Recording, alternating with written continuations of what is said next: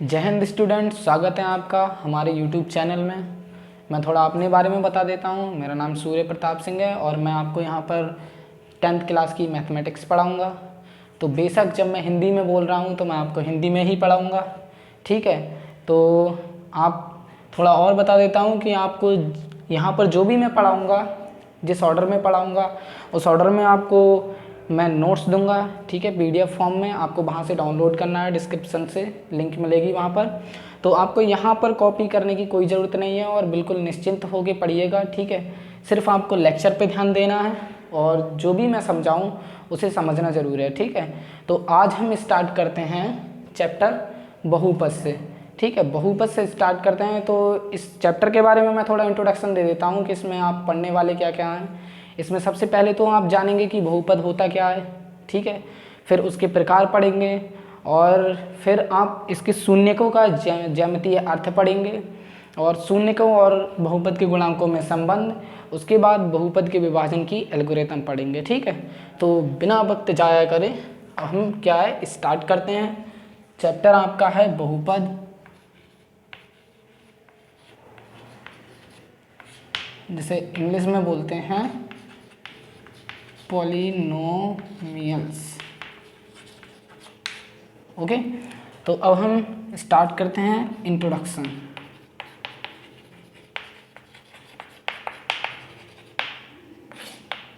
ठीक है, इसमें आप देखिएगा कि आपने जो पहले क्लासेस में, अर्ली क्लासेस में आपने पढ़े होंगे बहुपद व्यंजक, ठीक है।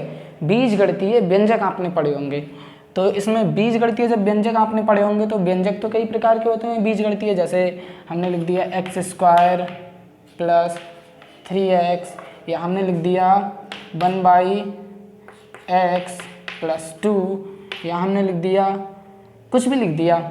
तो ये क्या है, ये हैं बीजगणितीय व्यंजक, ठीक है। लेकिन हम इस चैप्टर में बीजगणितीय व्यंजक नहीं पढ़ने जा रहे हैं, हम क्या पढ़ने जा रहे हैं, बहुपद। तो बहुपद एक ऐसा बीजगणितीय व्यंजक होगा, बहुपद होगा बीजगणितीय व्यंजक, लेकिन वो एक ऐसे पर्टिकुलर टाइप का होगा जिसमें कुछ विशेषताएं होंगी, इनसे डिफरेंट होगा, ठीक है।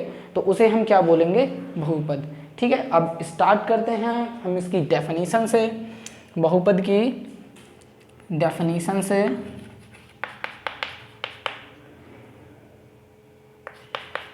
डेफिनेशन से।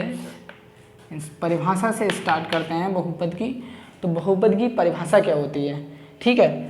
तो सबसे पहले हम बहुपद की परिभाषा याद करते हैं कि बहुपद एक ऐसा बीजगणितीय व्यंजक होता है जिसके चर की जो घात होती है वो होल नंबर होती है, ठीक है। तो फिर हम इसे क्या कहते हैं, इस तरह के बीजगणितीय व्यंजक को हम बहुपद कहते हैं। अब यहाँ पर एक टर्म आया चर। चर क्या होता है, तो सबसे पहले हमें चर जानना बहुत ज़रूरी है। चर क्या होता है, क्योंकि चर के बिना हम बहुपद को डिफाइन नहीं कर सकते हैं। तो चर को जानेंगे तो चर होता है, चर एक ऐसा सिंबल होता है, ऐसा चिन्ह होता है जो कोई भी व्यंजक में, कोई भी बहुपद में कोई भी वैल्यू ले सकता है, ठीक है। चर की जो वैल्यू है वो हमेशा क्या है, बदलती रहती है। जैसे हमने माना चर क्या है, और चर को डिनोट करते हैं x, y and z, ठीक है। और जो गुणांक हैं या जो कांस्टेंट होता है उसे हम डिनोट करते हैं, ये होगा चर को डिनोट करते हैं x, y, z से, ठीक है। और जो गुणांक होते हैं, गुणांक, उन्हें हम डिनोट करते हैं स्मॉल a, b, c से, ठीक है। तो सबसे पहले हम जानेंगे चर। चर जो होता है वो कोई भी वैल्यू ले सकता है, इसकी वैल्यू जो है वो हमेशा क्या है, बदलती रहती है, ठीक है। अब हम इसे प्रूव करने के लिए कि क्या चर की वैल्यू वास्तव में बदलती है, तो हम इसे देखने के लिए हम क्या करते हैं, हम इसको प्रूव करेंगे कि चर की जो वैल्यू है वो बदल रही है, ठीक है। तो इसे प्रूव करने के लिए हम स्क्वायर कंसीडर करते हैं, ठीक है। एक हमने स्क्वायर लिया, स्क्वायर मतलब वर्ग लिया, ठीक है। उसकी हमने जो भुजाएं हैं वो 2-2 यूनिट की रखी, ठीक है। तो इसका अगर हम परिमाप निकालेंगे, परिमाप, अब वर्ग का परिमाप कितना होता है, 4 गुणा भुजा, ठीक है, 4 गुणा भुजा। अब 4 क्या है, 4 एक नंबर है, तो 4 एक नंबर है, तो इससे हम क्या बोलते हैं, कांस्टेंट। ठीक है, अब भुजा क्या है, अब हमने ये मान लो ये 2 यूनिट का लिया है, ठीक है, ये 2 यूनिट का लिया है इसकी एक भुजा, तो ठीक है यहाँ पर 2 यूनिट लिख दिया जाएगा। अगर हम इसे 3 यूनिट का लेते तो यहाँ पर कितना लिखा जाता है, 3 यूनिट। इसे हम अगर 4 यूनिट का लेते तो इसे क्या कितना लिखा जाता है यहाँ पर, 4 यूनिट।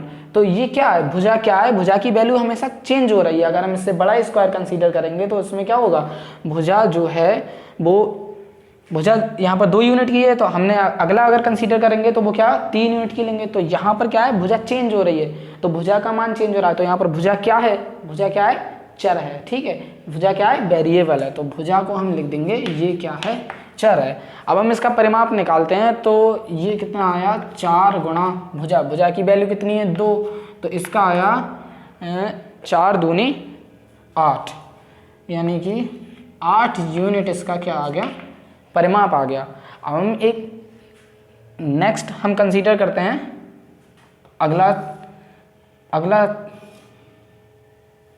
वर्ग कंसीडर करते हैं। तो यहाँ पर हम इसकी यूनिट जो ले रहे हैं वो हम भुजा ले लेना है 3 यूनिट की। ठीक है, अब इसका फॉर्म तो क्या रहेगा, इसका भी परिमाप निकालेंगे, तो इसका भी परिमाप निकालेंगे, तो इसका भी परिमाप 4 गुणा भुजा। ठीक है, 4 गुणा भुजा, तो 4 तो कांस्टेंट है, अब भुजा कितनी है 3 यहाँ पर, तो 4 गुणा 3 यानी कि इसका परिमाप कितना आया 12 यूनिट। तो यहाँ से हमें क्या पता चल गया कि जो भुजा है, भुजा क्या है, भुजा एक चर है, इसे हम x भी मान सकते हैं। ठीक है, इसे डिनोट कर सकते हैं x से। तो मान लो एक और हमने वर्ग कंसीडर कर लिया, इसकी भुजाएं ले ली x यूनिट की। ठीक है, तो इसका परिमाप निकालेंगे 4 इंटू भुजा। ठीक है, तो 4 इंटू एक्स, ये कितना आ गया 4x। अब 4 क्या है यहाँ पर कांस्टेंट, एंड x क्या है कांस्टेंट, एंड x क्या है चर है, वेरिएबल है। ठीक है, तो यहाँ से हमें ये पता चल गया कि जो क्या है, चर जो है वो हमेशा बदलता रहता है, और जबकि कांस्टेंट की वैल्यू क्या रहती है, सेम रहती है। ठीक है, तो अब हम बहुपद को पढ़ते हैं।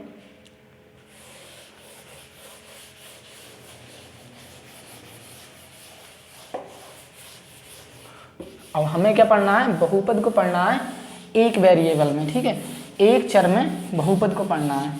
ठीक है, तो अभी हमने जो आपको बहुपद की डेफिनेशन बताई, वो बहुपद की डेफिनेशन क्या बताई थी।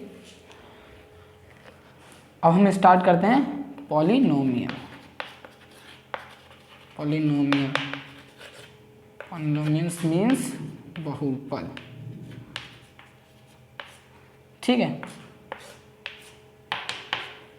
मैंने आपको बहुपद की डेफिनेशन बताई कि बहुपद एक ऐसा बीजगणितीय व्यंजक है जिसके चर की घात क्या हो, होल नंबर हो। अब होल नंबर क्या होता है, होल नंबर स्टार्ट होता है 0 से। ठीक है, 0 होल नंबर होता है, होल नंबर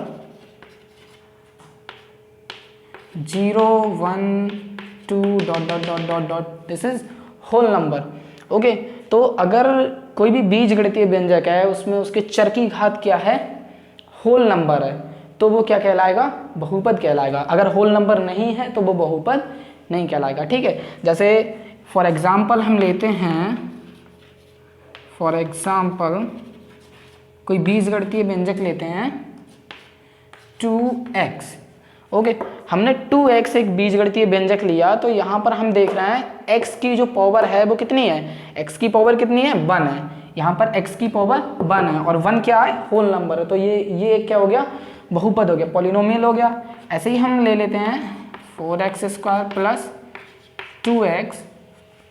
यहाँ पर क्या है, चर की घात क्या है 2 है, 1 है यहाँ पर, यानी कि 2 और 1, 2 and 1 क्या है, होल नंबर है, तो ये भी क्या है, बहुपद है। ठीक है, तो बहुपद अगर होल नंबर नहीं होता, फॉर एग्जाम्पल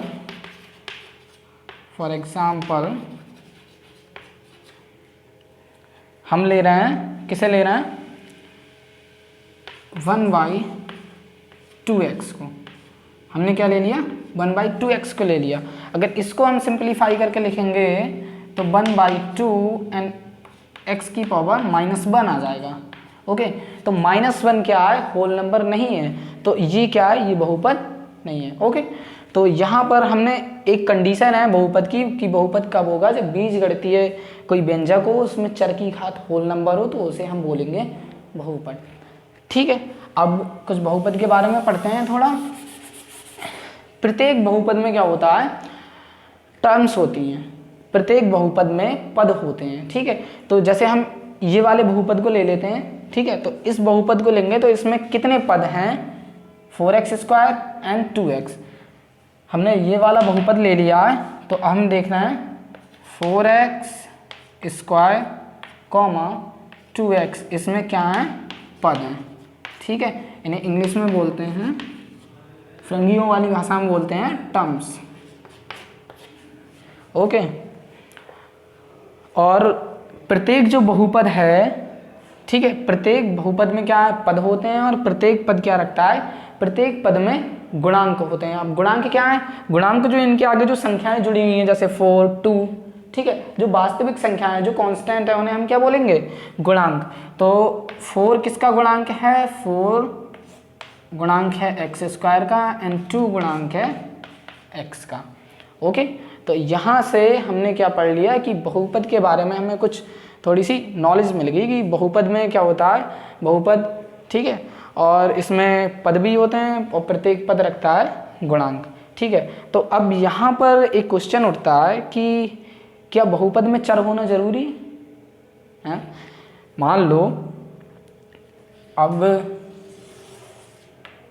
हमारे पास 2 है, ये क्या बहुपद है, 2 तो सिर्फ कांस्टेंट है, यहाँ पर कोई चर नहीं है। ठीक है, तो 2 बहुपद है, तो यहाँ पर देखिएगा यहाँ पर चर है। ठीक है, लेकिन हमें दिख नहीं रहा है। अगर हम 2 को लिखें, 2 को ऐसे लिख सकते हैं 2 × x⁻0। अब x की पावर 0 की वैल्यू कितनी होती है, 1।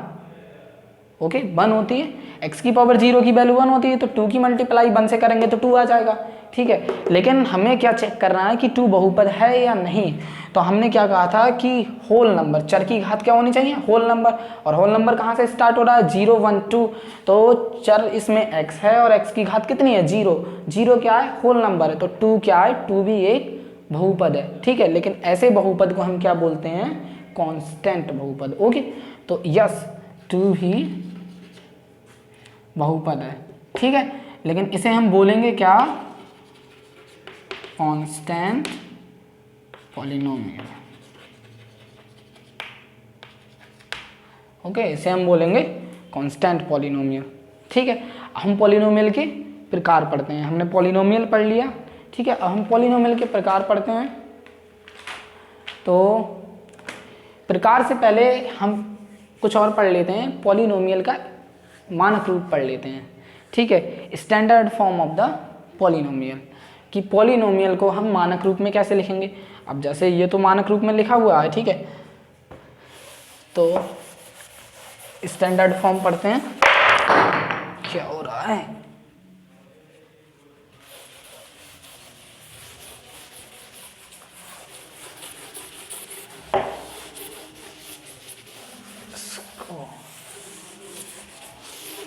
ठीक है, मानक रूप को क्या बोलते हैं, स्टैंडर्ड फॉर्म। तो अब हम पढ़ेंगे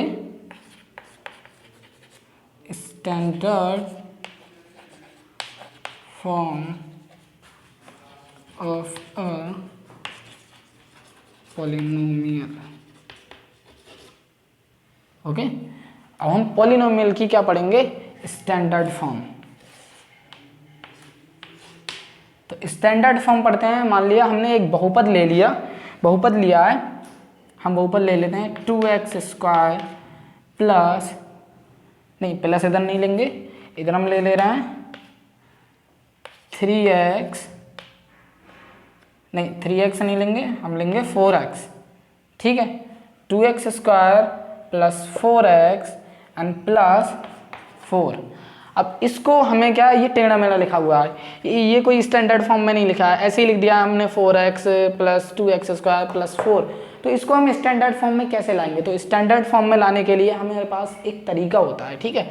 यहाँ पर जो चर हैं हमें क्या करना होता है स्टैंडर्ड फॉर्म में लाने के लिए बहुपद को, या तो जो बहुपद लिखा है उसके चर को उसकी चर की घातों के आरोही क्रम में लिख दो, या उसकी चर के घातों के अवरोही क्रम में लिख दो। तो क्या हो जाएगा, बहुपद जो क्या हो जाएगा वो एक स्टैंडर्ड फॉर्म में आ जाएगा, ठीक है।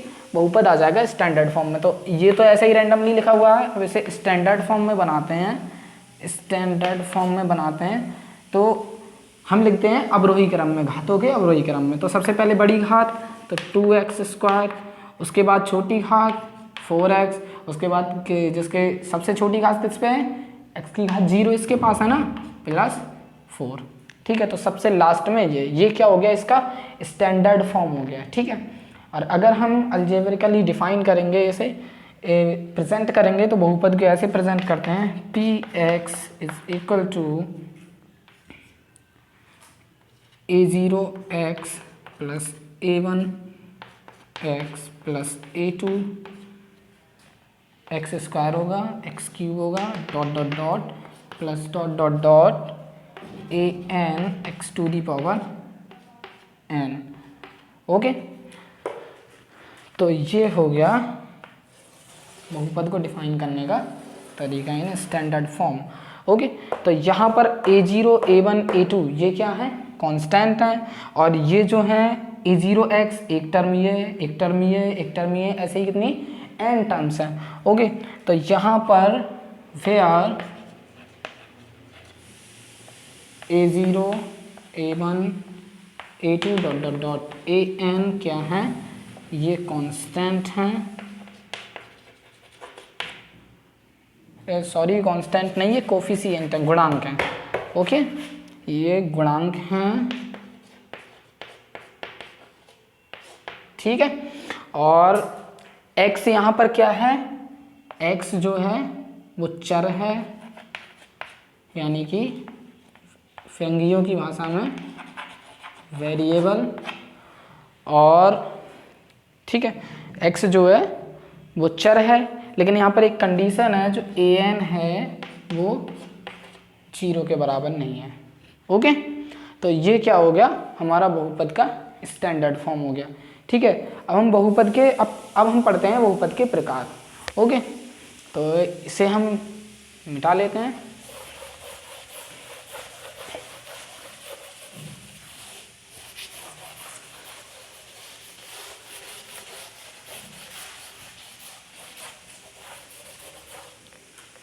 हम बहुपद के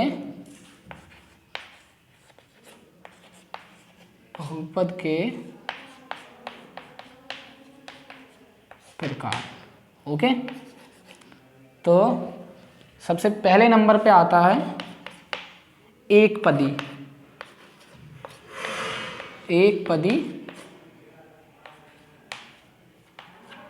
बहुपद। एक पदी बहुपद, इसके नाम से ही हमें समझ में आ रहा है एक पदी क्या है, जिसमें एक पद है, भाई वही एक पदी बहुपद है। तो इसको जिसमें एक पद होता है वो होता है एक पदी बहुपद। जैसे 2x क्या लिखा है 4x ... बहुत सारे हैं, ये क्या है एक पदी बहुपद। अब इसी प्रकार आता है दो पदी बहुपद, द्विपदी बहुपद, यानी कि बाइनोमियल पॉलिनोमियल। ओके, तो यहाँ पर क्या है द्विपदी यानी कि दो पद है, जिसमें वो क्या है द्विपदी बहुपद है। तो 2 + x, दिस इज द्विपदी बहुपद, एंड 2x² + 4 इट्स ऑल्सो द्विपदी बहुपद। ओके, तो अब हम त्रिपदी, ऐसे ही त्रिपदी चार पदी जो भी हैं वो हम निकाल लेंगे, ठीक है। उसके बाद हम पढ़ते हैं, इन्हें छोड़ो, उसके बाद हम पढ़ते हैं शून्य बहुपद, ठीक है। तो यहाँ से थोड़ा ध्यान देना है आपको, ठीक है। शून्य बहुपद पढ़ते हैं। शून्य बहुपद क्या होता है, ठीक है, शून्य, ध्यान से पढ़ेंगे हम। शून्य बहुपद। आज मैं थोड़े हल्के पढ़ा रहा हूँ लेकिन स्पीड काफ़ी अच्छी है, आप पढ़ते रहिएगा। शून्य बहुपद, शून्य बहुपद क्या है? शून्य बहुपद है जिसके सभी गुणांक, ठीक है, जिस बहुपद के सभी गुणांक क्या है? शून्य है, वो क्या है? शून्य बहुपद है, ठीक है। जैसे 0 एक्स स्क्वायर का भी गुणांक 0 है, +0 एक्स +0, ये सभी गुणांक, सभी कोफिशिएंट क्या है? 0 है। तो यहाँ पर इसे हम क्या बोलेंगे? शून्य बहुपद, ठीक है। उसके बाद आता है रैखिक बहुपद। रैखिक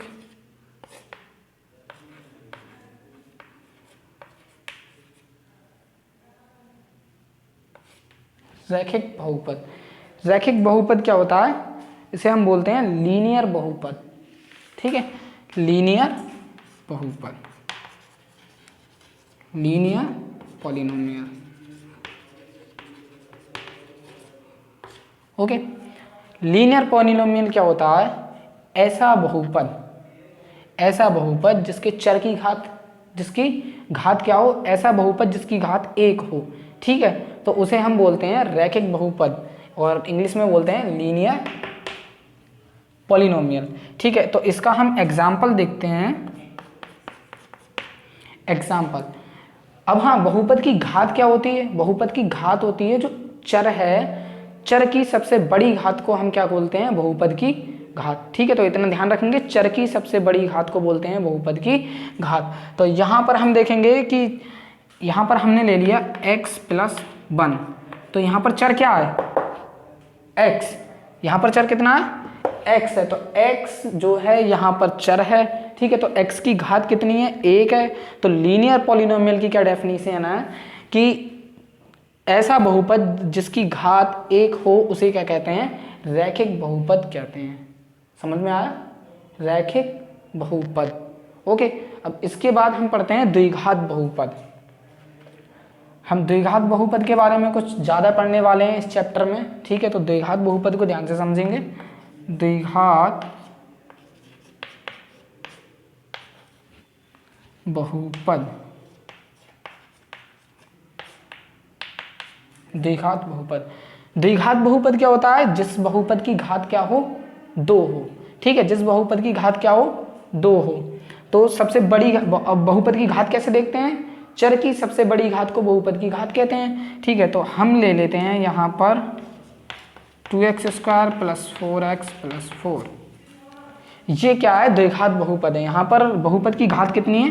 2 है, ठीक है, बहुपद की घात कितनी है? 2 है। अब द्विघात बहुपद को स्टैंडर्ड फॉर्म में कैसे लिख सकते हैं? स्टैंडर्ड फॉर्म में कैसे लिख सकते हैं? द्विघात बहुपद को स्टैंडर्ड फॉर्म में लिखते हैं ax² + bx + c, जहाँ पर a b c क्या है? गुणांक हैं। a, b, c क्या हैं? बहुपद के गुणांक हैं। और x तो तुम्हें पता ही है क्या है? चर है x, ओके। लेकिन यहाँ पर एक कंडीशन है, यहाँ पर a क्या है? वो 0 नहीं हो सकता है। अब a 0 क्यों नहीं हो सकता? अगर हम यहाँ पर a की वैल्यू अगर हम यहाँ पर 0 रख देंगे तो ये टर्म क्या हो जाएगी? ये टर्म 0 हो जाएगी, तो फिर लीनियर बहुपद बचेगा ना। तो हमें तो क्या करना है? हमें द्विघात बहुपद को लिखना है ना। तो द्विघात बहुपद को अगर, तो a का 0 होना नहीं चाहिए, ठीक है, 0 नहीं होना चाहिए। अगर a 0 हो जाएगा तो ये टर्म पूरी 0 हो जाएगी। देखो अब ये क्या बचा? bx + c, तो यहाँ पर x की घात कितनी है? 1, तो x की घात 1 किस में आ रही थी? लीनियर रैखिक बहुपद में, तो ठीक है। तो इस वजह से यहाँ पर a जो है वो 0 के इक्वल नहीं हो सकता, ठीक है। ये द्विघात बहुपद का क्या है? स्टैंडर्ड फॉर्म है। ऐसे ही त्रिघात बहुपद, चतुर्घात बहुपद, ठीक है, तो ये आते रहते हैं। अब हम पढ़ेंगे शून्यक, ठीक है, रैखिक बहुपद का शून्यक। तो सबसे पहले हम शून्यक के बारे में जान लेते हैं। शून्यक क्या होता है? शून्यक, ठीक है, x की वो वैल्यू, ठीक है। शून्यक क्या होता है? शून्यक ये होता है बहुपद में चर की वो वैल्यू जो रखने पर बहुपद का मान क्या हो जाए? 0 के बराबर हो जाए, ठीक है। तो एक बार मैं फिर से रिपीट करता हूँ। शून्य क्या होता है? शून्य को होता है बहुपद में चर की वो वैल्यू जिसका जो मान उसमें बहुपद में रखने पर 0 हो जाए। ठीक है, बहुपद का पूरा मान क्या हो जाए? 0। x की वो वैल्यू जिस पर बहुपद का मान पूरा 0 हो जाए वो क्या है? शून्यक है। ठीक है, तो अब हम क्या करेंगे? शून्यक, अब हम शून्यक आपको समझ में आ गया। ठीक है, अब आगे और डिटेल में समझ में आएगा। हम निकालेंगे रैखिक बहुपद का शून्यक। 1 सेकेंड, चौक ले लूँ जरा मैं।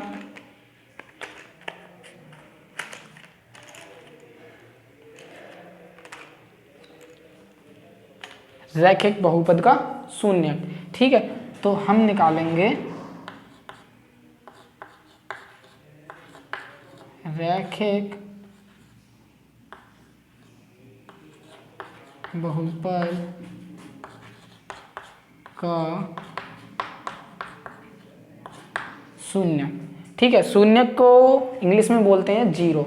ठीक है, तो रैखिक, तो सबसे पहले हमें रैखिक बहुपद का शून्यक निकालने के लिए सबसे पहले हमें क्या लेना पड़ेगा? एक रैखिक बहुपद लेना पड़ेगा। तो सबसे पहले हम एक रैखिक बहुपद ले लेते हैं, 2x + 1 ले लेते हैं, नहीं 3 ले लेते हैं। ठीक है, 2x + 3 ले लेते हैं। ठीक है, ये क्या है? एक रैखिक बहुपद है। सॉरी यार, ऐसे नहीं लेते हैं इसको ना, पूरी फुल फॉर्म में लेते हैं। हमने f(x) = एक रैखिक बहुपद ले लिया है, 2x + 1 ले लेते हैं। ठीक है, 3 नहीं लेंगे, 2x + 1 ले लिया है। ठीक है, तो अब हमने माना इसका शून्यक क्या है? इसका शून्यक हम मान ले रहे हैं अपनी तरफ से k है।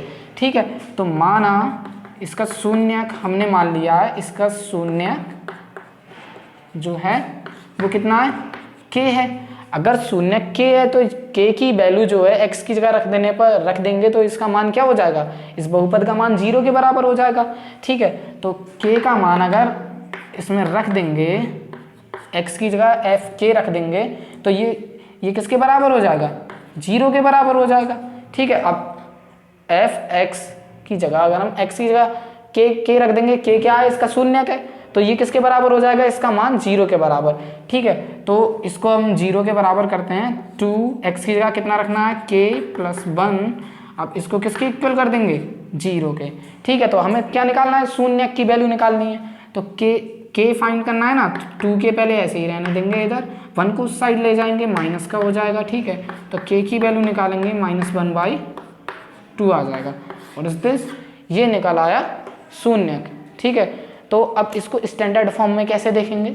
स्टैंडर्ड फॉर्म में देखो, शून्यक को स्टैंडर्ड फॉर्म में कैसे लिखेंगे?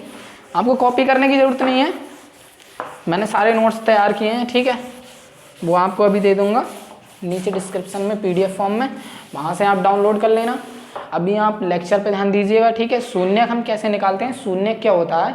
x चर की वो वैल्यू जो जिस पर बहुपद का मान क्या हो जाता है? 0 हो जाता है, उसे हम शून्यक बोलते हैं। तो अब हम फाइंड करना है लीनियर पॉलिनोमियल का शून्यक फाइंड करना है। तो हमने पहले शून्यक को k मान लिया। ठीक है, माना इसका शून्यक क्या था? k। तो f(k) पर यानी कि k की x की जगह k रखने पर इसका मान जो क्या हो जाना चाहिए? 0 के बराबर। तो वही हमने किया है। ठीक है, अब बहुपद में x की जगह k रखा, उसको किसके इक्वल कर लिया? 0 के।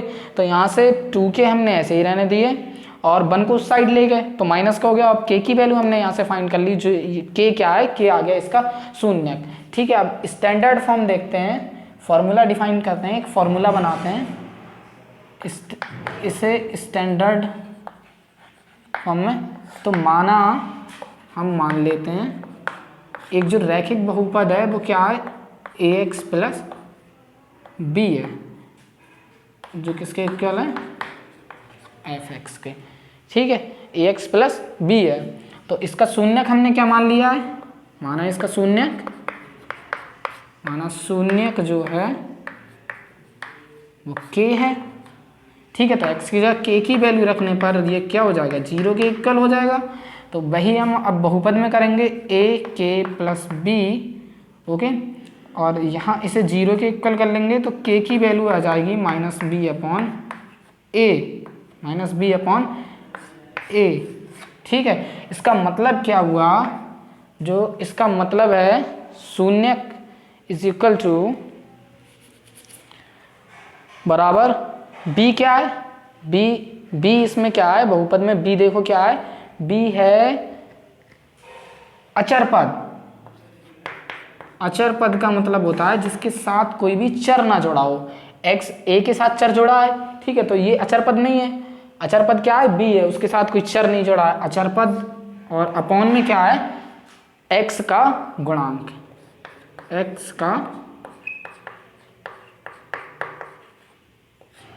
गुणांक, ठीक है। तो इस तरह से हम फाइंड करते हैं, इस तरह से हम फाइंड करते हैं लीनियर पॉलिनोमियल का शून्य, ठीक है। रैखिक बहुपद का शून्य हम इस तरह से फाइंड करते हैं, इस फॉर्मूला से। फॉर्मूला क्या है, अचर पद माइनस अचर पद अपॉन x का गुणांक, ठीक है। तो ये फॉर्मूला है रैखिक बहुपद को फाइंड करने का। तो आज हमने क्या कहा, एक सवाल अच्छा इस पे कर लेते हैं, चलो एक सवाल कर लेते हैं।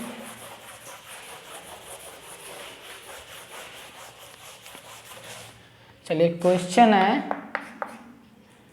हमें शून्य ज्ञात करना है। एक रैखिक बहुपद हमने ले लिया 3x + 5, इसका शून्यक बताइए।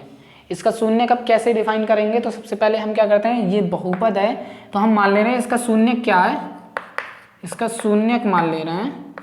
वैसे तो डायरेक्ट फॉर्मूले से कर सकते हैं, अचर पद माइनस अचर पद अपॉन x का गुणांक, ठीक है। तो हम अभी वैसे नहीं कर रहे हैं, हम ड्राइव कर रहे हैं कि कैसे आया था। तो इसका शून्यक हम मान ले रहे हैं k, ठीक है। तो x के स्थान पर अगर हम k को रिप्लेस करेंगे तो इसकी वैल्यू किसके बराबर हो जाएगी, 0 के बराबर। तो 3k + 5 = 0 हो जाएगा, ठीक है। तो हमने 3k इधर ही रहने दिए और -5 को उधर ले गए तो माइनस का हो गया। अब k की वैल्यू फाइंड की तो -5/3, ये क्या आ गया इसका शून्यक। ये तो हमने ड्राइव किया। अगर हम डायरेक्ट फॉर्मूले से करते हैं, हमारे पास फॉर्मूला है, हमारे पास फॉर्मूला क्या है, माइनस अचर पद अपॉन क्या यार, x का गुणांक, ठीक है। तो यहाँ पर हम क्या, शून्यक बराबर, अब इसमें अचर पद क्या है 5, लेकिन हमने क्या बोलना है, माइनस लगाना है पहले, माइनस अचर पद यानी कि 5/x का गुणांक कितना है 3। डायरेक्ट हम फार्मूला से ऐसे निकाल सकते हैं, ठीक है। लेकिन अच्छा रहेगा कि आपको तरीका आना चाहिए, ड्राइव करना आना चाहिए कि हमने फार्मूला कैसे ड्राइव किया था और हम फिर शून्य कैसे फाइंड करेंगे सवाल में, ठीक है, क्वेश्चन में। तो आज के लिए इतना ही काफ़ी है, ठीक है। और आज हमने रैखिक बहुपद का शून्य फाइंड करना सीख लिया है, ठीक है। तो आज हमने क्या क्या पढ़ा, आज हमने सबसे पहले पढ़ा इंट्रोडक्शन पढ़ा कि हम इस चैप्टर में पढ़ेंगे क्या क्या, ठीक है। उसके बाद हमने पढ़ा था डेफिनेशन पढ़ी थी बहुपद की, बहुपद के प्रकार पढ़े थे, ठीक है। उसके बाद हमने ये रैखिक बहुपद का शून्य निकालना पड़ा है, सीखा है आज तक, ठीक है। तो आज के लिए इतना ही काफ़ी। अगर आपको लगता है कि ये वीडियो लेक्चर्स जो आ रहे हैं अब कंटिन्यू आएंगे, इसका लेक्चर 2 भी आएगा, वो कल आएगा, ठीक है। तो अगर आपको लगता है कि आप यहाँ से कुछ सीख रहे हैं और आपको पढ़ने में अच्छा लग रहा है, अच्छा समझ में आ रहा है, तो चैनल को सब्सक्राइब करना बनता है, ठीक है। और बेल आइकन को भी प्रेस कीजिएगा ताकि आप नोटिफिकेशन को एक्सेप्ट कर सकें। मैं अगर कोई भी वीडियो नहीं डालूँ तो आपको नोटिफिकेशन मिल जाए उसका और आप देख लें, उससे फ़ायदा आप उठा सकें। और हाँ, एक बात और, आपको अपने दोस्तों के साथ भी शेयर करना है कि मैं यहाँ पर पढ़ा रहा हूँ, ठीक है। तो आप भी पढ़िएगा, आपके दोस्त भी पढ़ेंगे, तो दोनों का फ़ायदा होगा, ठीक है। तो इस वीडियो को आप जितना से ज़्यादा हो सके शेयर कीजिएगा, ठीक है। और चैनल को सब्सक्राइब कीजिएगा। बाय बाय, जय हिंद।